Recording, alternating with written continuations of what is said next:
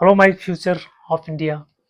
बच्चों, आज के इस लेक्चर में हम लोग reflection and refraction chapter 1 physics का, इसमें हम लोग कुछ इम्पॉर्टेंट क्वेश्चन को डिस्कस करेंगे। ये मोस्ट रिपीटेड क्वेश्चन है जो एग्जाम में बार बार पूछता है। तो इस वीडियो को स्किप मत करना, इसको ध्यान से देखना, क्योंकि अगर इसको स्किप किया तो आपका बहुत बड़ा चांस जो है तुम्हारे हाथ से निकल जाएगा, क्योंकि ये क्वेश्चन आपके लिए काफ़ी इंपॉर्टेंट है। जो बच्चा 2027 में एग्जाम देने वाला है उसके लिए ये क्वेश्चन काफ़ी इंपॉर्टेंट है, वेरी वेरी इंपॉर्टेंट। देखो क्वेश्चन क्या है। An object is placed at a distance of 100 centimetre from convex lens और focal length 15 centimetre. Find the position of the image found by mirror. Found by mirror, mirror क्या है?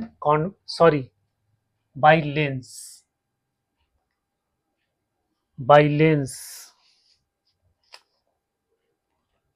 convex lens of focal length 15 centimeter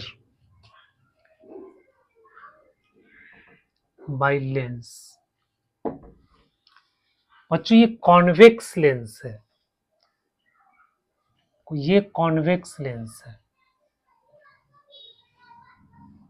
ठीक है। इसका जो focus होता है ये पॉजिटिव होता है। कॉन्वेक्स लेंस का फोकस पॉजिटिव होता है। फोकल लेंथ, फोकल लेंथ इसका पॉजिटिव है। फोकल लेंथ कितना दिया? वो 15 सेंटीमीटर। तो एफ आपका हो गया 15 सेंटीमीटर, क्योंकि इसका जो है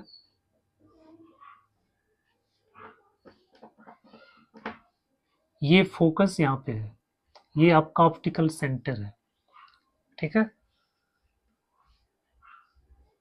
ऑब्जेक्ट डिस्टेंस 10 सेंटीमीटर है, मतलब u का वैल्यू आपको -10 सेंटीमीटर है। अभी ऑब्जेक्ट को हम लोग लेफ्ट साइड में रखते हैं, तो लेफ्ट साइड का डिस्टेंस है वो नेगेटिव होता है, राइट साइड का डिस्टेंस होता है वो आपको पॉजिटिव होता है।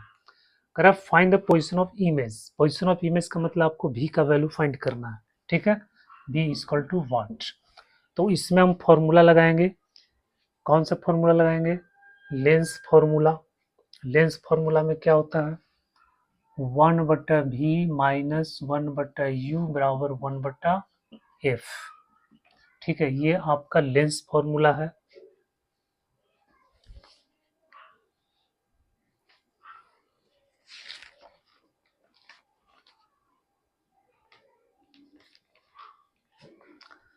वन बटा वी, तो 1/-10, सॉरी v का वैल्यू निकालना, 1/-10 इक्वल टू 1/15।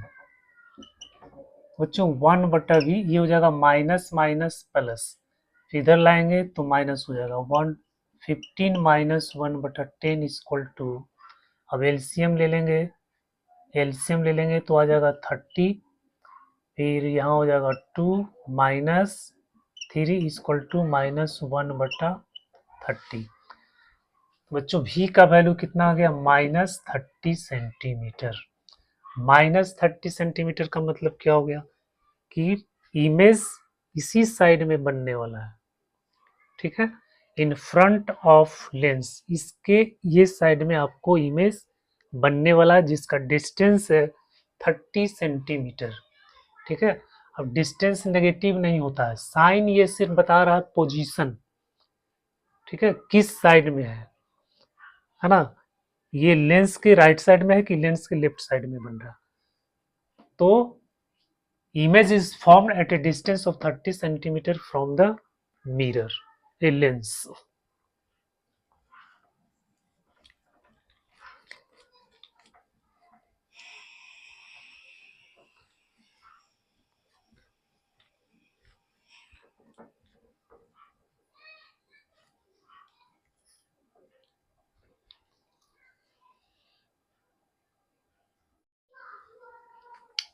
इस क्वेश्चन को देखिए, an object of height 10 centimetre. Object of height, object का हाइट को हम लोग h1 से लिखते हैं। h1 आपको कितना दिया हुआ है? 10 सेंटीमीटर, ठीक है। Is placed 25 centimetre away from the optical centre, मतलब ऑब्जेक्ट का डिस्टेंस u इक्वल टू हो जाएगा -25 सेंटीमीटर। ऑब्जेक्ट का डिस्टेंस हमेशा नेगेटिव होता है क्योंकि ऑब्जेक्ट को हमेशा लेफ्ट साइड में रखा जाता है, ठीक है। Of focal length converging lens. अब बच्चों कन्वर्जिंग लेंस किसको बोलते हैं? कन्वर्जिंग लेंस बोला जाता है कॉन्वेक्स लेंस को, ठीक है। ये जो लेंस है इसको बोला जाता है कन्वर्जिंग लेंस। ये कन्वर्जिंग लेंस है क्योंकि लाइट को कन्वर्ज करता है। ये आपका ऑप्टिकल सेंटर हो गया। इसका फोकल लेंथ दिया हुआ है 15 सेंटीमीटर, तो इसका फोकल लेंथ पॉजिटिव होता है, तो इक्वल टू हो गया 15 centimetre. Calculate the image distance and height of the image. Image distance find करना है, मतलब आपको v फाइंड करना है और हाइट फाइंड करना है। ये v और h2 आपको फाइंड करना है। सबसे पहले हम लोग फॉर्मूला लगाएंगे, लेंस फॉर्मूला, उससे हम v निकालेंगे और उसके बाद फिर आपको ये h2 निकलेगा। तो फॉर्मूला क्या है? 1/v minus 1/u equal to 1/f। तो 1/v माइनस 1/-25 इक्वल टू 1/15।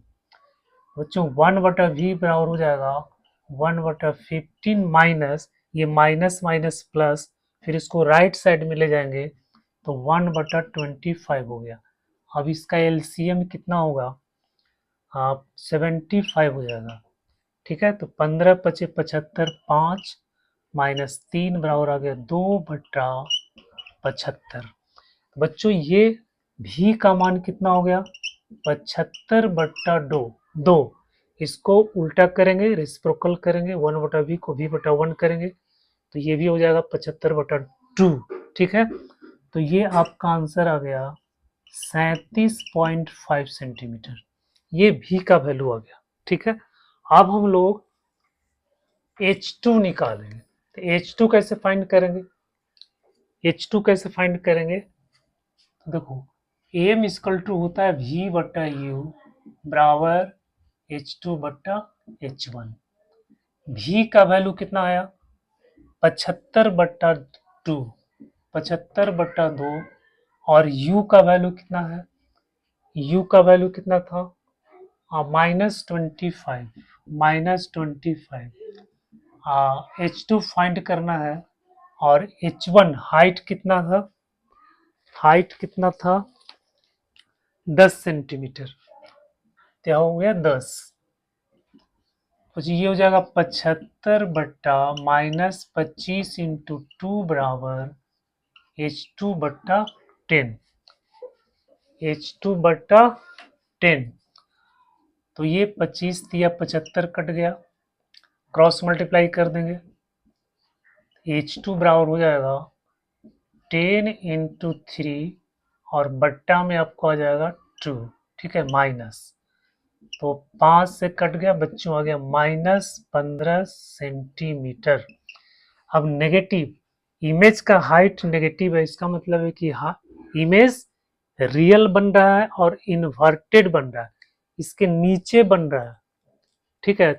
तो इसके नीचे जो प्रिंसिपल एक्सिस के नीचे इस डायरेक्शन में बन रहा है, तो वहां पे क्या होगा? आपको रियल बनेगा, इन्वर्टेड बनेगा और कैसा बनेगा? Height of the image formed, बस यही आपको पूछ रहा है। तो इमेज का हाइट आपको हो जाएगा 15 सेंटीमीटर। लेकिन अगर इस सवाल में आपको पूछ दे कि ये इमेज का नेचर कैसा होगा, तो नेचर होगा रियल होगा, ठीक है, इन्वर्टेड होगा, ठीक है। और साइज कैसा होगा? तो साइज ये 10 सेंटीमीटर हाइट है, अब इसका साइज इमेज का 15 सेंटीमीटर, मतलब लार्जर हो जाएगा।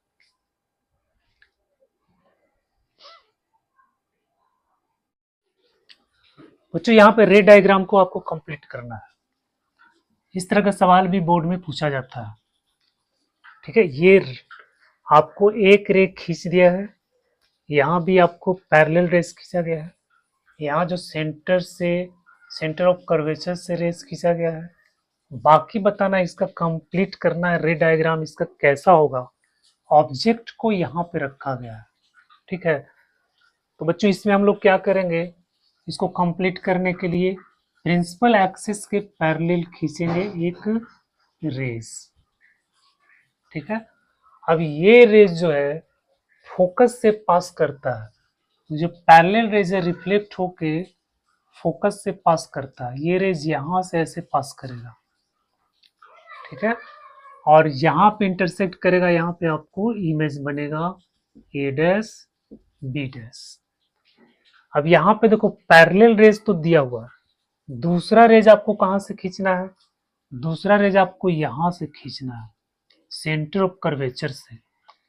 तो यहाँ से इसे खींचेंगे इस तरह से, ये आगे बढ़ेगा, जहाँ पे इंटरसेक्ट करेगा वहाँ पे आपका इमेज बनेगा, ठीक है। ये जो रेज है सेंटर ऑफ कर्वेचर से पास होने वाला रेज है, ये रेज ऊपर जाता है और फिर मिरर से रिफ्लेक्ट होकर उसी डायरेक्शन में फिर वापस आता है, ठीक है। तो ये रेज पैरेलल रेज रिफ्लेक्ट होकर यहाँ से पास हुआ और ये रेज यहाँ से पास हो रहा है। अब ये दोनों रेज इस पॉइंट पे इंटरसेक्ट कर रहा है, तो ये आपका इमेज बन गया बी डैश ए डैश। तो इस तरह से डायग्राम को कंप्लीट करने के लिए भी एग्जाम में आता है। तो बच्चों इस वीडियो में हमने 3 इंपॉर्टेंट क्वेश्चन को डिस्कस किया। अगर ये वीडियो आपके लिए यूजफुल लगा तो प्लीज इसको लाइक करना, कमेंट करना, सब्सक्राइब करना।